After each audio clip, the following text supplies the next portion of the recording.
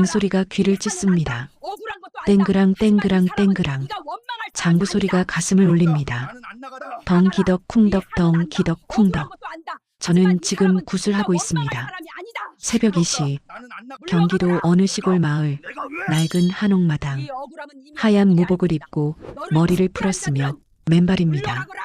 땀이 비오듯 흐르고 온몸이 떨립니다. 제 앞에 한 여자가 쓰러져 있습니다.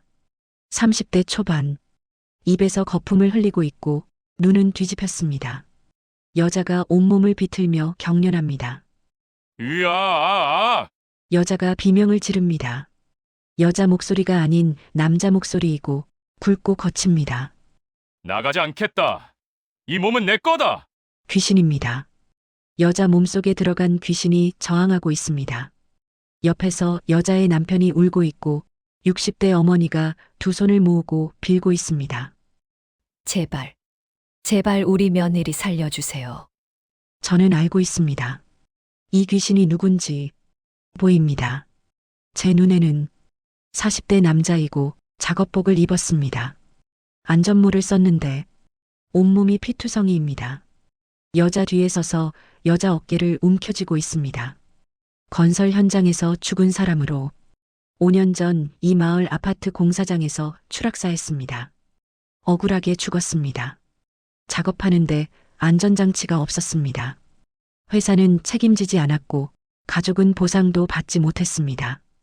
그 한이 풀리지 않아서 이 동네를 떠돌았습니다. 5년 동안 그러다가 이 여자를 봤습니다. 약한 사람, 기운이 약한 사람, 들어갈 수 있는 사람. 한 달 전부터 이 여자를 괴롭혔습니다. 밤마다 악몽을 꾸게 했고 낮에는 환청을 듣게 했습니다. 몸을 아프게 했고 그러다가 더욱 약해졌을 때 완전히 들어갔습니다. 3일 전에 병원에서는 원인을 모른다고 했습니다. 정신과에서는 정신병이라고 했습니다. 약을 줬지만 소용없었습니다. 그래서 저를 불렀습니다. 무당을. 나가라! 저는 소리칩니다. 삼지창을 휘두릅니다. 방울을 흔듭니다. 내 한은 안다. 억울한 것도 안다. 하지만 이 사람은 내가 원망할 사람이 아니다. 시끄럽다. 나는 안 나간다. 귀신이 버팁니다. 여자 몸이 더 심하게 경련하면서 입에서 피가 섞인 거품이 나옵니다. 며느리, 며느리! 시어머니가 비명을 지릅니다. 저는 눈을 감고 깊게 숨을 쉽니다. 제 안에 신을 부릅니다. 신령님, 도와주십시오. 그 순간 차가운 기운이 제 몸속으로 들어옵니다. 머리 위에서부터 발끝까지 온몸에 전율이 일어납니다. 눈을 떠보니 세상이 다르게 보입니다. 모든 게 선명합니다. 제 목소리가 변하고 낮아집니다. 위험이 생깁니다. 제 목소리가 아닌 신의 목소리입니다. 물러가거라. 천둥치는 소리 같습니다. 마당 전체가 울립니다. 귀신이 움찔하고 여자 어깨를 움켜쥔 손에 힘이 빠집니다. 내가 왜? 내 억울함은 이미 하늘이 알고 있다. 너를 죽게 한 자들은 벌을 받을 것이다. 하지만 그건 내가 할 일이 아니다. 하지만 이 여자는 무죄다. 물러가거라. 내가 가야 할 곳으로. 저는 삼지창으로 허공을 찌릅니다. 한 번, 두 번, 세 번. 물러가라, 물러가라, 물러가라! 마지막 세 번째 외침과 함께 여자 몸이 확 풀립니다. 경련이 멈추고 입에서 거품이 멈춥니다. 귀신이 사라집니다. 여자 뒤에서 떨어져 나갑니다. 원망스러운 눈으로 저를 보다가 어둠 속으로 사라집니다. 여자가 숨을 쉽니다. 거칠게, 하지만 규칙적으로. 며느리, 정신 차려!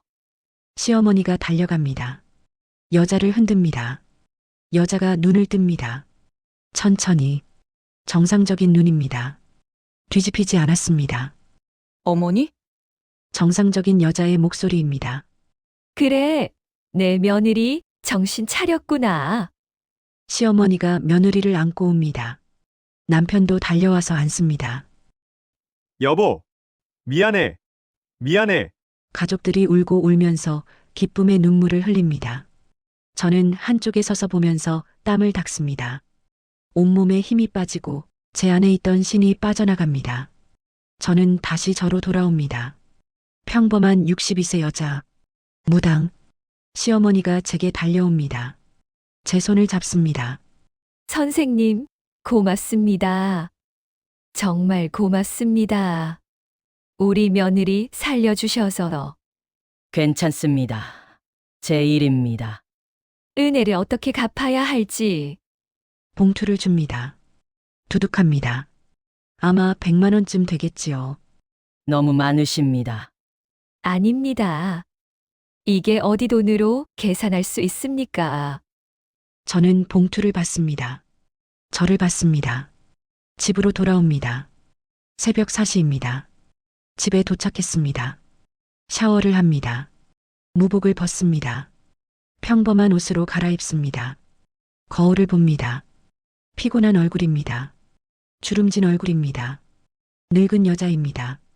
이게 제 모습입니다. 무당, 귀신을 쫓는 사람, 남의 한을 풀어주는 사람. 하지만 저는 이 일을 원한 적이 없습니다. 저는 무당이 되고 싶어서 된 사람이 아닙니다. 솔직히 말하면 죽고 싶을 만큼 되고 싶지 않았습니다. 남들처럼 평범하게 살고 싶었고, 아침에 출근하고, 저녁에 집에 와서 아무 생각 없이 TV를 보며 하루를 마치고 싶었습니다.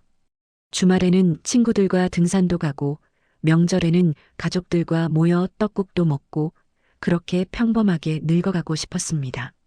하지만 제 인생은 처음부터 평범할 수 없도록 정해져 있었던 것 같습니다. 지금 제 나이는 62세입니다. 무당이 된 지는 벌써 23년이 됐습니다. 긴 시간입니다. 하지만 아직도 가끔 생각합니다. 만약 다시 태어난다면 이 길을 선택하지 않을 거라고. 오늘 이 이야기를 하는 이유는 누군가를 설득하기 위해서가 아닙니다. 믿으라고 강요하려는 것도 아닙니다. 그저 제가 겪은 일을 있는 그대로 말씀드리고 싶습니다. 혹시 지금 이 영상을 보시는 분 중에 설명할 수 없는 일들을 겪고 계신 분이 있다면, 혹시 주변에 이해할 수 없는 고통을 겪는 분이 있다면 제 이야기가 조금이나마 위로가 되길 바랍니다. 저는 평범한 집에서 태어났습니다. 아버지는 공무원이셨고 어머니는 가정주부셨습니다. 오빠 하나, 저, 그리고 남동생 하나. 셋 중 둘째였습니다. 서울 변두리 작은 아파트에서 살았습니다. 그때만 해도 저희 집안에 무당이나 점쟁이는 한 명도 없었습니다. 어머니는 오히려 그런 걸 미신이라고 하시며 싫어하셨습니다. 아버지도 마찬가지였습니다. 교육받은 사람들이었으니까요. 그런 집안에서 제가 무당이 됐다는 건 집안으로서는 수치였습니다. 오빠는 제 얼굴을 보지 않았고 남동생은 친구들한테 저를 소개하지 않았습니다. 부모님은 돌아가실 때까지 제가 하는 일을 인정하지 않으셨습니다. 하지만 저는 선택의 여지가 없었습니다. 이제부터 그 이야기를 시작하겠습니다. 이야기를 시작하기 전에 구독과 좋아요를 눌러주시면 영상 제작에 큰 힘이 됩니다. 처음 이상한 일을 겪은 건 5살 때였습니다. 기억이 선명합니다. 1967년 겨울이었습니다. 우리 집은 연탄을 떼던 시절이었습니다. 밤이면 방이 따뜻했지만 창문에는 성에가 꽁꽁 얼었습니다.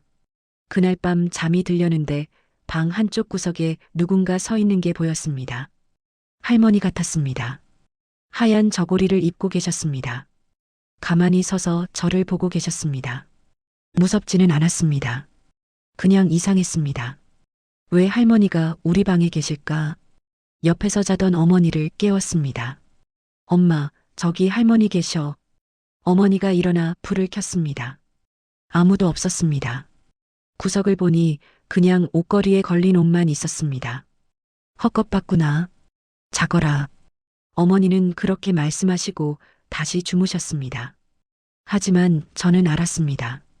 옷걸이가 아니었습니다. 분명히 사람이었습니다. 할머니였습니다. 그 후로 자주 보였습니다. 밤이면 누군가 제 방에 들어왔습니다. 서 있거나 앉아 있거나 그냥 지나가거나 다양했습니다.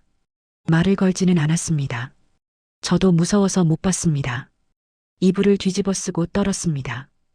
하지만 해를 끼치지는 않았습니다. 그냥 있다가 사라졌습니다. 부모님께 말씀드려도 소용없었습니다. 오빠한테 말하면 놀렸습니다. 동생은 너무 어렸습니다. 저는 혼자 견뎌야 했습니다. 7살 때는 더 이상했습니다. 유치원에서 친구들과 놀다가 갑자기 어떤 친구를 보면 그 친구 뒤에 다른 사람이 서 있는 게 보였습니다. 아저씨 같기도 하고 할아버지 같기도 하고 한 번은 짝꿍 뒤에 군복 입은 사람이 서 있었습니다. 젊은 남자였습니다. 표정이 슬퍼 보였습니다. 저는 그만 물어버렸습니다. 너네 집에 군인 아저씨 있어? 친구가 이상하게 쳐다봤습니다. 무슨 소리야? 아니, 너 뒤에 군인 아저씨가. 친구가 울면서 선생님한테 갔습니다. 저는 선생님한테 혼났습니다. 부모님이 유치원에 오셨습니다. 면담을 하셨습니다. 그날 집에 오는 길에 어머니가 제 손을 꽉 잡으며 말씀하셨습니다. 보영아, 이상한 소리 하지 마. 알았지? 사람들이 너를 이상한 애라고 할 거야. 하지만 엄마, 진짜 진짜든 아니든 말하지 마. 보고도 못 본 척해. 알았어? 어머니 눈에 눈물이 고였습니다. 무서워하시는 게 느껴졌습니다. 저 때문에 제가 이상해서 그날부터 저는 입을 다물었습니다. 보여도 못 본 척했습니다. 들려도 못 들은 척했습니다. 초등학교 들어가서는 친구를 사귀지 않았습니다. 말을 하다가 또 이상한 소리를 할까봐 무서웠습니다. 쉬는 시간에는 혼자 책을 읽었습니다. 점심시간에도 혼자 먹었습니다. 선생님은 제가 내성적인 아이라고 생각하셨습니다. 부모님도 그렇게 믿고 싶어 하셨습니다. 저도 그러려고 애썼습니다. 하지만 밤이면 달랐습니다. 방에 누군가 들어왔습니다. 창문으로 들어오기도 하고 문으로 들어오기도 하고 벽을 통과해서 들어오기도 했습니다. 저는 이불을 뒤집어 썼습니다. 눈을 감았습니다. 귀를 막았습니다. 하지만 느껴졌습니다. 누군가 제 침대 옆에 서 있는 게, 누군가 제 이름을 부르는 게, 보영아. 낮고 슬픈 목소리였습니다. 보영아, 도와줘. 도와달라고 했습니다. 무엇을 어떻게 도와드려야 하는지 몰랐습니다. 저는 그저 어린아이였습니다. 초등학교 4학년 때 처음으로 몸이 이상해졌습니다. 수업 시간에 갑자기 머리가 아팠습니다. 지끈지끈 머리가 깨질 것 같았습니다. 눈앞이 하얘졌습니다. 쓰러졌습니다. 보건실로 실려갔습니다. 어머니가 오셨습니다. 병원에 갔습니다. 의사 선생님이 검사를 했습니다. 혈액 검사, 소변 검사, 심전도 이것저것 다 했습니다. 이상 없습니다. 의사 선생님이 말씀하셨습니다. 그럼 왜 쓰러진 거예요? 어머니가 물었습니다. 스트레스 때문일 수 있습니다. 공부 압박이 심하진 않으세요? 공부는 알아서 잘해요. 압박 같은 건 없는데. 그럼 학교에서 친구 문제라던가. 친구는 별로 없어요. 혼자 지내는 걸 좋아해서. 의사 선생님은 고개를 갸우뚱했습니다. 일단 경과를 지켜봅시다. 다시 그러면 오세요. 집으로 돌아왔습니다. 어머니는 걱정스러운 얼굴로 제 이마를 만지셨습니다. 괜찮아? 네. 엄마, 하지만 괜찮지 않았습니다. 그날 밤도 누군가 왔습니다. 이번에는 여러 명이었습니다. 방 안가득 사람들이 있었습니다. 모두 저를 보고 있었습니다. 슬픈 얼굴로, 원망하는 듯한 얼굴로 저는 비명을 질렀습니다. 어머니가 달려왔습니다. 불을 켰습니다. 아무도 없었습니다. 악몽 꿨구나. 어머니는 저를 안아주셨습니다. 하지만 저는 알았습니다. 악몽이 아니었습니다. 눈을 뜨고 본 거였습니다. 그날부터 저는 밤에 잠을 못 잤습니다. 눈을 감으면 보일까봐 무서웠습니다. 눈을 뜨고 있으면 또 보일까봐 무서웠습니다. 학교 성적이 떨어졌습니다. 수업 시간에 졸았습니다. 선생님한테 혼났습니다. 어머니가 또 학교에 오셨습니다. 요즘 애가 이상해요. 선생님이 말씀하셨습니다. 집에서도 그래요. 밤에 잠을 못 자는 것 같아요. 병원은 가보셨어요? 네, 갔는데 이상 없대요. 정신과는요?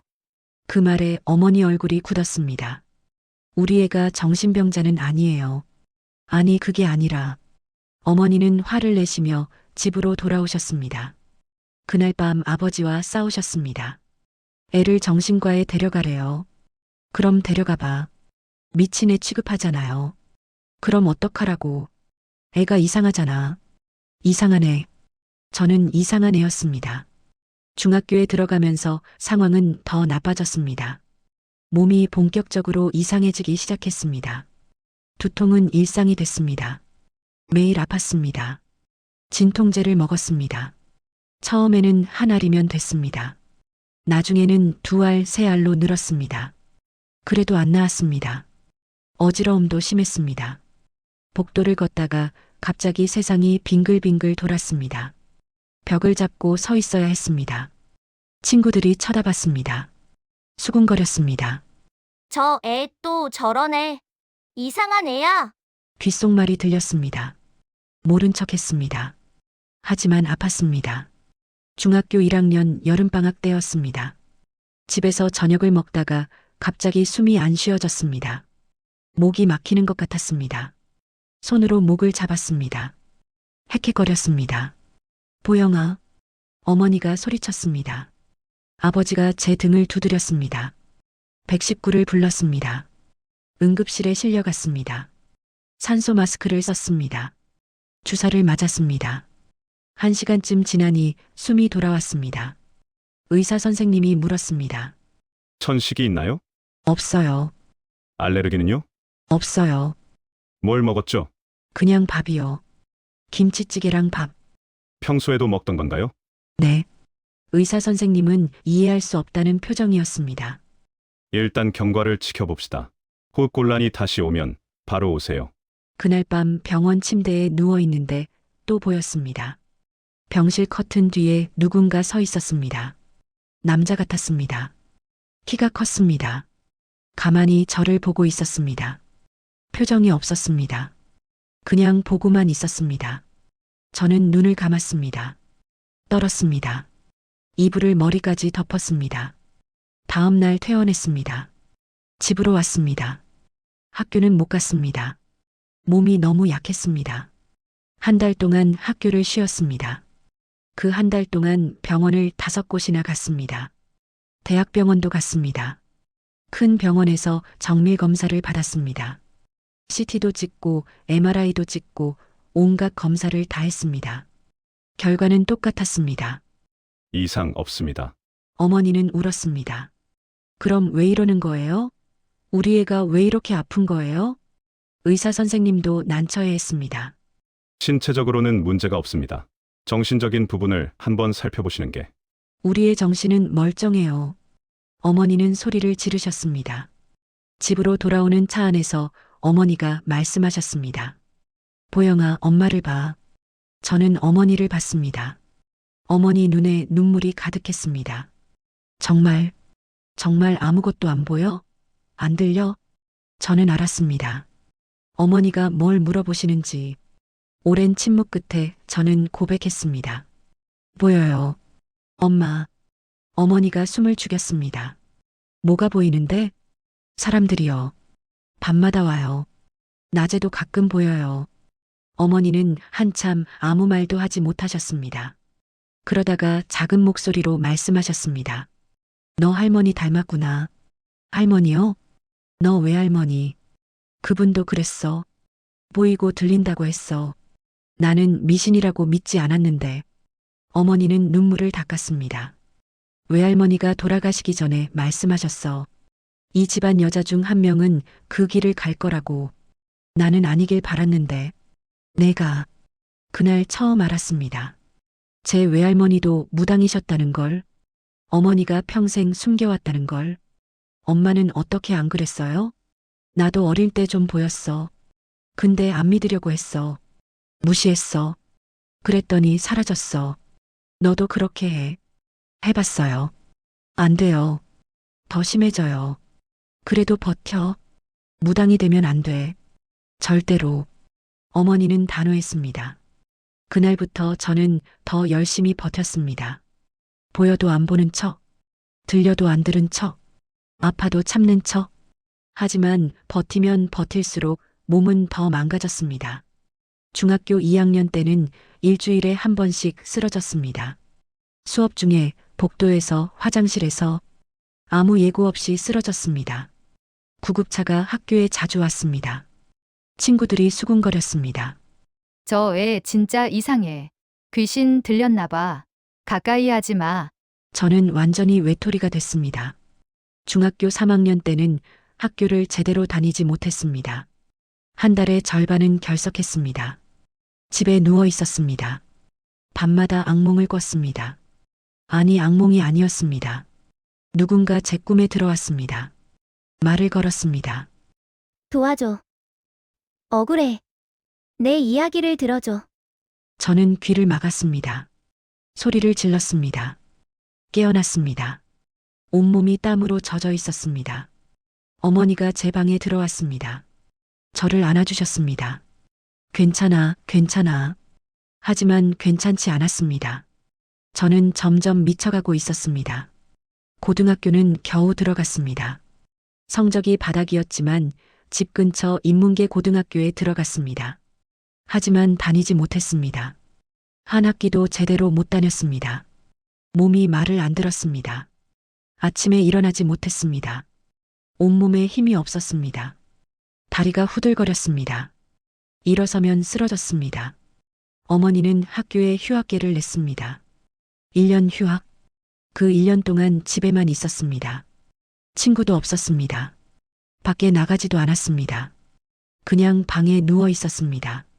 그러다가 어느 날 밤이었습니다. 꿈을 꿨습니다. 어떤 할머니가 나타났습니다. 하얀 옷을 입고 계셨습니다. 보영아, 할머니가 제 이름을 불렀습니다. 외할머니? 그래. 나다. 돌아가신 외할머니였습니다. 제가 태어나기 전에 돌아가셨습니다. 사진으로만 봤던 분이었습니다. 왜 이렇게 고생하니? 저는 받아들여라. 내 운명을. 싫어요. 저는 무당 되기 싫어요. 버티면 죽는다. 죽어도 상관없어요. 내가 죽으면 내 어머니가 죽는다. 네, 내가 이 길을 안 가면 대신 내 어머니가 가게 된다. 내 어머니는 견디지 못한다. 죽는다. 그러니까 이미 시작됐다. 내 어머니, 요즘 어떠니? 생각해보니 어머니도 요즘 이상했습니다. 밤에 잠을 못 주무셨습니다. 두통이 있다고 하셨습니다. 얼굴이 수척해지셨습니다. 내가 선택해라. 내가 받을 것이냐? 내 어머니가 대신 받을 것이냐? 외할머니가 사라졌습니다. 저는 깨어났습니다. 온몸이 떨렸습니다. 고등학교는 결국 자퇴했습니다. 검정고시를 봤습니다. 겨우 합격했습니다. 20살이 됐습니다. 취직을 해야 했습니다. 집안 형편이 어려웠습니다. 아버지 월급만으로는 부족했습니다. 오빠는 대학을 다녔습니다. 동생도 고등학생이었습니다. 저는 공장에 취직했습니다. 작은 봉제 공장이었습니다. 재봉틀을 돌렸습니다. 단순 작업이었습니다. 말을 많이 하지 않아도 됐습니다. 처음 한 달은 괜찮았습니다. 일이 힘들었지만 견딜만 했습니다. 밤에는 여전히 누군가 보였지만 외면했습니다. 두 번째 달부터 문제가 생겼습니다. 재봉틀을 돌리다가 갑자기 손이 떨렸습니다. 바늘이 손가락을 찔렀습니다. 피가 났습니다. 괜찮아? 옆에서 일하던 언니가 물었습니다. 네, 괜찮아요. 하지만 괜찮지 않았습니다. 그날 이후로 자주 손이 떨렸습니다. 실수가 많아졌습니다. 불량품이 나왔습니다. 사장님이 불렀습니다. 보영 씨, 요즘 실수가 많은데? 죄송합니다. 몸이 안 좋아요? 아니에요. 조심하겠습니다. 하지만 조심한다고 되는 게 아니었습니다. 몸이 제 마음대로 움직이지 않았습니다. 석 달째 되던 날 큰 사고가 났습니다. 재봉틀을 돌리다가 갑자기 눈앞이 캄캄해졌습니다. 정신을 잃었습니다. 그대로 재봉틀 위로 쓰러졌습니다. 깨어났을 때는 병원이었습니다. 이마에 붕대가 감겨 있었습니다. 재봉틀에 머리를 부딪혀서 열바늘을 꿰맸다고 했습니다. 다음 날 사장님한테서 전화가 왔습니다. 보영 씨, 미안한데 더는 함께 일하기 어려울 것 같아요. 다른 직원들도 불안해해요. 또 사고 나면 어떡하냐고. 죄송합니다. 보영 씨 잘못은 아니에요. 몸 추스르고 다른 데 알아보세요. 전화가 끊겼습니다. 실업자가 됐습니다. 집에서 석 달을 쉬었습니다. 이력서를 넣었습니다. 면접을 봤습니다. 떨어졌습니다. 10번을 넣으면 10번 다 떨어졌습니다. 22살이 됐습니다. 친구 소개로 남자를 만났습니다. 평범한 회사원이었습니다. 착했습니다. 저를 좋아했습니다. 6개월 정도 만났습니다. 처음으로 행복하다는 느낌이 들었습니다. 이 사람과 결혼하면 평범하게 살 수 있을 것 같았습니다. 하지만 문제가 생겼습니다. 그 사람 집에 놀러 간 날이었습니다.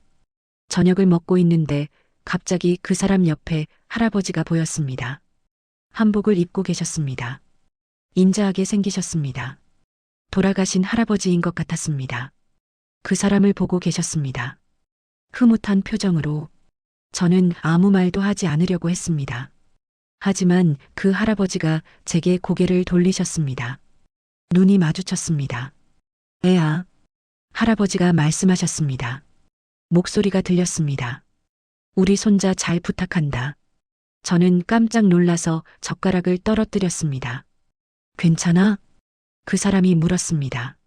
응, 미안. 손이 미끄러졌어. 식사를 마치고 집으로 돌아가는 길에 그 사람이 물었습니다. 오늘 왜 그랬어? 뭔가 이상했어. 아니야, 아무것도 아니야. 진짜? 나한테 할 말 없어? 할아버지 살아계세요? 그 사람 얼굴이 굳었습니다. 왜 갑자기 그 얘기를 해? 아니, 그냥 할아버지 작년에 돌아가셨어. 알고 있잖아. 응, 맞다. 미안. 그날 이후로 그 사람이 이상하게 저를 봤습니다. 의심하는 눈빛이었습니다. 한 달 후 그 사람이 헤어지자고 했습니다. 이유가 뭔데? 보영아, 너 솔직히 말해줄래? 뭘? 너 뭔가 이상해. 가끔 허공을 보고 있어. 혼자 중얼거릴 때도 있어. 그런 적 없는데. 있어. 내가 봤어. 그리고 너랑 있으면 가끔 무서워. 무서워? 응. 설명할 수는 없는데. 그냥 소름이 돋아. 미안해. 미안하다고 할 일이 아니야. 그냥 우리 안 맞는 것 같아. 헤어졌습니다. 제 첫사랑이었습니다. 그 후로 몇 번 더 연애를 했습니다. 다 실패했습니다. 긴 연애는 석 달을 넘기지 못했습니다. 이유는 비슷했습니다. 너 이상해.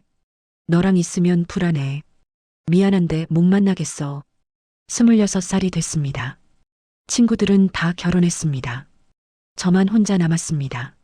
아르바이트를 전전했습니다. 편의점, 음식점, 주유소. 오래 다니지 못했습니다.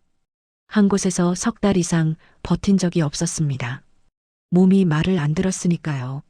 중요한 날마다 쓰러졌으니까요. 어머니는 걱정하셨습니다. 보영아, 넌 도대체 왜 이러니? 답할 수 없었습니다. 말하면 어머니가 더 괴로워하실 테니까요. 28살 되던 해봄이었습니다. 어머니가 쓰러지셨습니다.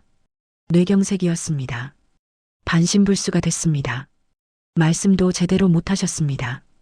병원에서 아버지가 말씀하셨습니다. 내 어머니 요즘 스트레스가 심했어. 내 걱정 때문에. 제 탓이었습니다. 외할머니 말씀이 맞았습니다. 제가 버티니까 어머니가 대신 아프신 거였습니다. 그날 밤 병원 복도에 앉아서 울었습니다. 소리 없이 울었습니다. 제발, 제발, 누구한테 빌어야 할지 몰랐습니다. 하느님한테 빌어야 할지, 부처님한테 빌어야 할지. 그때 누군가 제 옆에 앉았습니다. 돌아보니 외할머니였습니다. 받아들일 때가 됐다. 어머니가 죽으면 어떡해요? 내가 받아들이면 어머니는 낫는다. 정말요? 그래. 이제 더는 버티지 마라. 내 운명을 받아들여라. 다음날 병원 근처 무속인을 찾아갔습니다. 어머니 병실을 빠져나와서 아버지 몰래 무당집은 골목 안쪽에 있었습니다.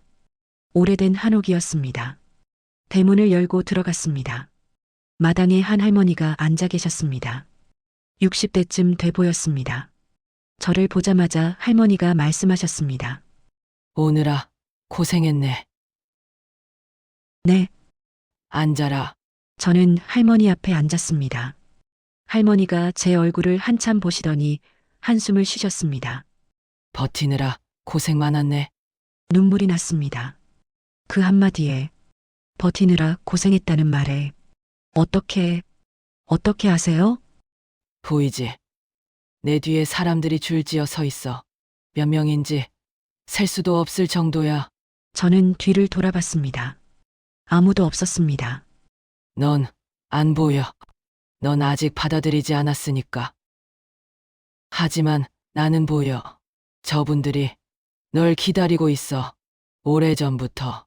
저는 무당이 될 팔자다. 맞지? 고개를 끄덕였습니다. 싫지? 되기 싫지? 네, 평생 거부했어요. 그래서 아픈 거야. 진병이야. 신병이요? 진이 사람을 부르는데 거부하면 몸이 아파. 견딜 수 없을 정도로. 너처럼. 그럼 받아들이면 나아요? 그래. 신내림을 받으면 몸이 편해져. 진짜로요?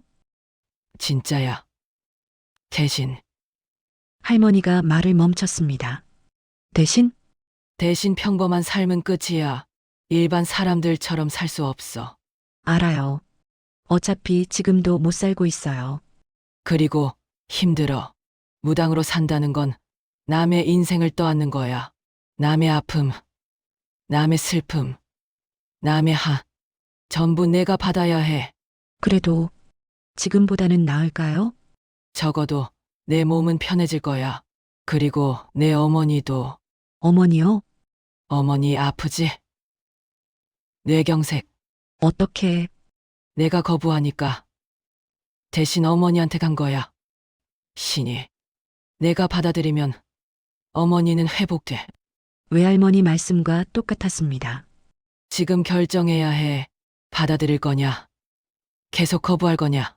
저는 한참 말이 없었습니다. 머릿속이 복잡했습니다. 평생 거부해왔습니다. 무당이 되기 싫었습니다. 일반 사람으로 살고 싶었습니다. 하지만 이미 실패했습니다. 일반 사람으로는 살 수 없었습니다. 취직도 못했습니다. 연애도 못했습니다. 친구도 없었습니다. 그리고 어머니가 아프셨습니다. 제 때문에 받아들이겠습니다. 제 입에서 그 말이 나왔습니다. 확실하냐? 네, 후회 안 하냐? 지금도 후회하고 있어요. 하지만 어쩔 수 없잖아요. 할머니가 고개를 끄덕였습니다. 그래. 어쩔 수 없지. 태어날 때부터 정해진 거니까. 언제 신내림을 받아요? 준비가 필요해. 한 달 정도. 그동안 마음을 다잡아라. 네. 집으로 돌아왔습니다. 병원에 갔습니다. 어머니 병실로 들어갔습니다. 신기한 일이 일어났습니다. 어머니가 눈을 뜨셨습니다. 저를 보셨습니다. 입을 움직이셨습니다. 엄마, 괜찮니? 엄마 정신 차리셨어. 의사 선생님, 의사가 달려왔습니다. 검사를 했습니다. 이상하네요. 오늘 갑자기 좋아지셨어요. 정말요? 네. 의식도 돌아오고 기적 같은데요. 기적이 아니었습니다. 제가 받아들였으니까요. 신을. 그날부터 어머니는 빠르게 회복하셨습니다. 한 달 후 퇴원하셨습니다. 말씀도 다시 하셨습니다. 걸으시는데 불편하셨지만 혼자 생활하실 수 있었습니다. 어머니는 아셨습니다. 제가 무엇을 선택했는지. 보영아, 괜찮아요, 엄마. 미안해. 엄마 때문에. 아니에요. 제 운명이에요. 어머니는 우셨습니다. 저도 울었습니다. 신내림을 받기로 했지만 마음은 편하지 않았습니다. 한 달 동안 준비하는 시간, 그 시간이 지옥 같았습니다. 밤마다 꿈을 꿨습니다. 아니, 꿈이 아니었습니다. 신들이 찾아왔습니다. 산신령, 칠성신, 호랑이신, 장군신, 이름도 모를 신들이 줄지어 왔습니다. 우리를 받아들여라. 내 몸을 내놓아라. 거부하지 마라. 무서웠습니다. 제 몸을 내놓으라니. 제가 아닌 다른 존재가 제 몸을 쓴다니. 차라리 죽고 싶었습니다. 한 번은 정말로 죽으려고 했습니다. 한강에 갔습니다. 다리 위에 섰습니다. 난간을 잡았습니다. 뛰어내리려고 했습니다. 그때 누군가 제 어깨를 잡았습니다. 돌아보니 외할머니였습니다. 왜 말리세요? 내가 죽으면 내 어머니가 대신 이 길을 간다. 그럴 리가요. 어머니는 이미 다 지나가신 분인데. 아니다. 신은 이 집안 여자 중 한 명을 원한다. 내가 거부하면 다음은 내 어머니다. 그 다음은 내 딸이다. 저는 결혼도 못할 건데 무슨 딸이. 하게 돼 있다. 이미 정해져 있다. 싫어요. 저는 이 운명이 싫어요. 싫어도 받아들여야 한다. 이게 내 몫이다. 외할머니가 사라졌습니다. 저는 난간에서 물러났습니다. 주저앉았습니다. 울었습니다. 왜 하필 저예요? 왜 저예요? 아무도 대답하지 않았습니다. 신내림 날짜가 정해졌습니다. 1991년 5월 15일. 제 29번째 생일 일주일 전이었습니다. 그날이 다가올수록 불안했습니다. 잠을 못 잤습니다. 밥을 못 먹었습니다. 가족들에게 말했습니다. 저 무당됩니다. 아버지가 소리쳤습니다. 미쳤어? 대학도 안 나온 내가 뭘 할 수 있다고 무당을 해? 아버지, 이게 제 길이에요. 길은 무슨 집안 망신이지? 오빠가 말했습니다. 보영아, 정신 차려. 요즘 누가 무당을 해. 사기꾼들이나 하는 거야. 오빠, 나는. 내 친구들한테 뭐라고 설명해. 내 동생이 무당이라고? 동생도 고개를 저었습니다. 누나, 제발 그러지 마. 부끄러워. 혼자였습니다. 어머니만 제 손을 잡아주셨습니다. 괜찮아. 엄마는 이해해. 엄마, 내 외할머니도 그 길을 가셨어. 힘들었지만 많은 사람을 도왔어. 너도 그럴 거야. 무서워요. 나도 무서웠어. 내가 그 길을 갈까봐. 하지만 이미 정해진 거라면 받아들여야지. 신내림 전날 밤이었습니다. 방에 누워 있는데 온몸이 떨렸습니다. 식은땀이 났습니다. 숨이 안 쉬어졌습니다. 공포였습니다. 내일이면 제가 아닌 다른 존재가 제 몸에 들어온다는 공포. 제가 사라질 것 같았습니다. 1991년 5월 15일. 새벽 5시에 무당집으로 갔습니다. 어머니가 함께 가셨습니다. 마당에 제단이 차려져 있었습니다. 과일, 떡, 정화수, 돼지머리, 온갖 것들이 놓여 있었습니다. 하얀 옷으로 갈아입었습니다. 머리를 풀었습니다. 맨발로 섰습니다. 할머니 무당이 굿을 시작했습니다. 징을 쳤습니다. 장구를 쳤습니다. 노래를 불렀습니다. 저는 제단 앞에 앉아 있었습니다. 눈을 감았습니다. 떨었습니다. 1시간쯤 지났을까요? 갑자기 몸이 뜨거워졌습니다. 열이 확 올랐습니다. 온몸이 불덩이 같았습니다. 숨이 가빠졌습니다. 심장이 미친 듯이 뛰었습니다. 받아들여라. 할머니가 소리쳤습니다. 그 순간 무언가 제 몸속으로 들어왔습니다. 머리 위에서부터 시작해서 온몸으로 퍼졌습니다. 차가운 기운이었습니다. 하지만 편안했습니다. 제가 아닌 다른 존재가 제 안에 있었습니다. 두렵지 않았습니다. 오히려 반가웠습니다. 저는 눈을 떴습니다. 세상이 달라 보였습니다. 모든 게 선명했습니다. 보이지 않던 것들이 보였습니다. 마당 한쪽에 여러 명이 서 있었습니다. 신들이었습니다. 절을 하고 있었습니다. 저에게 일어나라. 제 입에서 목소리가 나왔습니다. 제 목소리가 아니었습니다. 낮고 위험 있는 목소리였습니다. 저는 일어났습니다. 아니, 일어선 건 제가 아니었습니다. 신이 제 몸을 움직였습니다. 춤을 췄습니다. 격렬하게. 한 번도 배운 적 없는 춤이었습니다. 하지만 몸이 알았습니다. 노래를 불렀습니다. 신가를. 제가 모르는 노래였습니다. 하지만 입이 알았습니다. 1시간 동안 그렇게 했습니다. 춤추고 노래하고 소리치고. 그러다가 갑자기 쓰러졌습니다. 정신을 차렸을 때 어머니가 제 옆에 계셨습니다. 보영아, 괜찮니? 네. 엄마. 온몸에 힘이 없었습니다. 땀으로 범벅이었습니다. 할머니 무당이 물을 떠다 주셨습니다. 이제 받았다. 신을. 이제부터 넌 무당이다. 그날 집에 돌아와서 사흘을 누워 있었습니다. 온몸이 아팠습니다. 열이 나고 식은땀이 나고 정신이 오락가락했습니다. 하지만 신기했습니다. 그 고통이 익숙했습니다. 지금껏 겪어온 고통과 달랐습니다. 끝이 보이는 고통이었습니다. 일주일 후 몸이 회복됐습니다. 놀라운 일이 일어났습니다.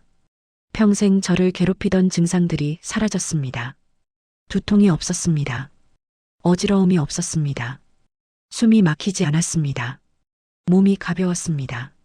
오랜만에 제대로 잠을 잤습니다. 아침에 개운하게 일어났습니다. 신기했습니다. 정말로 나은 거였습니다. 대신 다른 것이 시작됐습니다. 사람들이 보이기 시작했습니다. 그냥 보이는 게 아니라 그 사람의 운명이 보였습니다. 과거가 보였습니다. 미래가 보였습니다. 길을 걷다가 스쳐 지나가는 사람을 봐도 그 사람의 인생이 펼쳐졌습니다. 아팠습니다. 슬펐습니다. 기뻤습니다. 남의 감정이 제 감정처럼 느껴졌습니다. 처음엔 혼란스러웠습니다. 제 감정인지 남의 감정인지 구분이 안 됐습니다. 할머니 무당을 다시 찾아갔습니다. 어떻게 구분해요? 제 감정이랑 남의 감정을? 익숙해지면 돼. 시간이 필요해. 얼마나요? 사람마다 달라. 너는 1년쯤? 1년. 긴 시간이었습니다. 신내림을 받고 석 달 후 첫 손님을 받았습니다. 중년 여자분이었습니다. 50대 초반쯤 검은 옷을 입고 오셨습니다. 눈이 퀭하셨습니다. 무슨 일로 오셨어요? 아들이 죽었어요. 교통사고로 25살이었어요. 여자분이 우셨습니다. 저는 그분을 봤습니다. 그분 옆에 젊은 남자가 서 있었습니다. 군복을 입었습니다. 슬픈 얼굴이었습니다. 아들이었습니다. 돌아가신 아들. 어머니. 아들이 말했습니다. 제 입을 통해서. 여자분이 깜짝 놀라셨습니다. 누구세요? 엄마, 나야. 석호야. 석호? 우리 석호? 응, 엄마. 미안해. 여자분이 울기 시작했습니다. 석호야. 우리 아들. 엄마, 울지 마. 나 괜찮아. 어떻게 괜찮아? 넌 죽었잖아. 엄마가 너무 슬퍼하면 나도 슬퍼. 이제 그만 울어. 어떻게 안 울어? 엄마, 나 때문에 아프지 마. 제발. 엄마가 아프면 나도 아파. 1시간 동안 대화를 나눴습니다. 아들이 제 몸을 빌려서 어머니와. 끝나고 나서 여자분이 절을 하셨습니다. 고맙습니다. 정말 고맙습니다. 아들 목소리를 들을 수 있어서. 돈을 주셨습니다. 10만 원. 큰 돈이었습니다. 너무 많아요. 아니에요. 제 아들을 만나게 해주셨는데 이게 어디 돈으로 계산할 수 있나요? 여자분이 가셨습니다. 저는 혼자 방에 앉아 있었습니다. 울었습니다. 그 여자분의 슬픔이 제 슬픔 같았습니다. 아들을 잃은 고통이 제 고통 같았습니다. 이게 무당의 삶이구나. 깨달았습니다. 남의 아픔을 내가 짊어지는 것, 남의 슬픔을 내가 느끼는 것, 남의 한을 내가 풀어주는 것. 두 번째 손님은 남자였습니다. 40대 중반. 사업가처럼 보였습니다. 사업이 안 돼요. 얼마나 안 되는데요? 3년 동안 적자예요. 빚이 5억이에요. 이대로 가면 파산이에요. 어떻게 해야 하죠? 저는 그분을 봤습니다. 그분 뒤에 노인이 서 있었습니다. 화난 표정이었습니다. 아버지가 화나셨어요. 네. 우리 아버지요? 네. 아버지 산소를 잘못 건드렸나 봐요. 작년에 이장했는데 그게 문제예요. 그 자리가 아니었어요. 어떻게 알아요? 아버지가 말씀하세요. 다시 원래 자리로 돌려놓으래요. 정말요? 네. 그러면 사업이 풀릴 거예요. 그분은 반신반의하며 돌아가셨습니다. 한 달 후 다시 오셨습니다. 얼굴이 밝아져 있었습니다. 선생님, 감사합니다. 무슨 일이에요? 산소를 다시 옮겼더니 큰 거래가 성사됐어요. 빚을 다 갚을 수 있어요. 다행이네요. 이거 작은 정성이에요. 봉투를 주셨습니다. 열어보니 50만 원이 들어 있었습니다. 이렇게 손님들이 하나둘 늘어났습니다. 병 때문에 오는 사람, 사업 때문에 오는 사람, 가족 문제 때문에 오는 사람, 돌아가신 분을 만나고 싶어서 오는 사람. 다양했습니다. 하지만 공통점이 있었습니다. 모두 힘들어했습니다. 모두 아파했습니다. 모두 울었습니다. 저는 그 모든 것을 받아야 했습니다. 한 명의 손님을 받으면 그날 밤 잠을 못 잤습니다. 그 사람의 아픔이 제 안에 남았습니다. 살고 싶다고 오는 사람을 만나면 저도 살고 싶어졌습니다. 죽고 싶다고 하는 사람을 만나면 저도 죽고 싶어졌습니다. 감정의 롤러코스터였습니다. 처음 1년은 정말 힘들었습니다. 매일 울었습니다. 매일 힘들었습니다. 하지만 포기할 수 없었습니다. 이게 제 운명이었으니까요. 그리고 조금씩 보람을 느꼈습니다. 제가 도운 사람들이 다시 찾아와서 고맙다고 인사할 때, 제가 한 말 때문에 살 힘을 얻었다고 말할 때, 저 때문에 가족이 화해했다고 말할 때, 그럴 때는 이 길을 가기를 잘했다는 생각이 들었습니다. 무당이 된 지 23년이 흘렀습니다. 제 나이는 62세입니다. 머리에 흰머리가 반쯤 섞였습니다. 주름도 깊어졌습니다. 서울 변두리 작은 집에서 혼자 살고 있습니다. 결혼은 못했습니다. 아이도 없습니다. 오빠와는 연락이 끊겼습니다. 제가 무당이 된 후로 얼굴을 안 봤습니다. 동생도 가끔 연락할 뿐입니다. 어머니는 5년 전에 돌아가셨습니다. 아버지는 10년 전에. 두 분 다 편안히 가셨습니다. 친구도 없습니다. 옛날 친구들은 다 멀어졌습니다. 무당이랑은 어울리기 싫다고 했습니다. 외롭습니다. 가끔 견딜 수 없이 외롭습니다. 하지만 후회하지는 않습니다. 지난 23년 동안 수천 명을 만났습니다.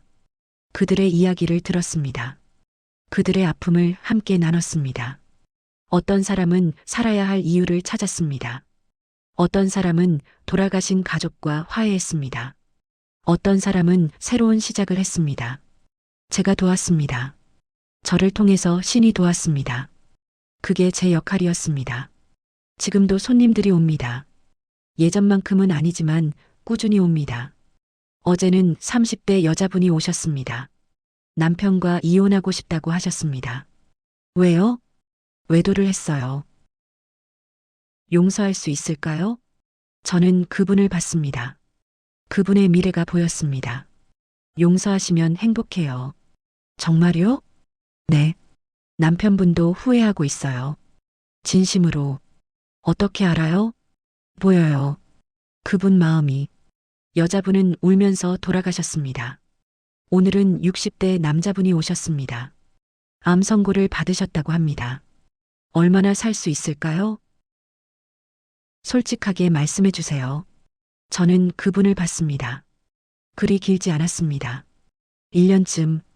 하지만 말할 수 없었습니다. 직접적으로는 1년 안에 하고 싶은 일을 다 하세요. 1년이요? 네. 후회 없이 사세요. 알겠습니다. 그분은 담담하게 돌아가셨습니다. 이게 제 일입니다. 매일매일 사람들의 인생을 보고 이야기를 듣고 위로하고 조언하고 힘들지만 의미 있습니다. 외롭지만 보람 있습니다. 가끔 생각합니다. 만약 다시 태어난다면 이 길을 선택할까? 아마 아닐 겁니다. 평범하게 살고 싶을 겁니다.